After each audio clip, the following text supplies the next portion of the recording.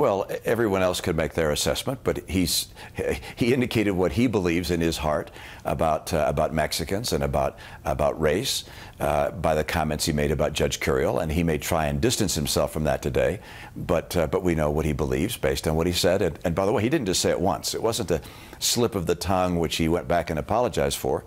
First of all, he's repeated it time and time again, and secondly, he's never apologized for it. So he obviously sticks by what he believes. What would he have to do to win your support? Well, I don't think there's anything I'm looking for from Mr. Trump to give him my support.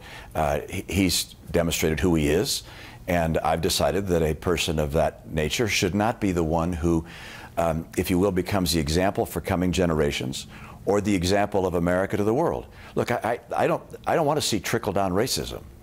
I don't want to see a president of the United States saying things which change the character of the generations of Americans that are following. Presidents have an impact on the nature of our nation. And trickle-down racism, trickle-down bigotry, trickle-down misogyny, all these things are extraordinarily dangerous to the heart and character of America. And so I'm not looking for Mr. Trump to change a policy that more aligns with my own. This is not a matter of just policy. It's more a matter of character and integrity. You think he's a racist? Oh, I think his comments time and again appeal to the racist tendency that exists in some people, and I think that's very dangerous.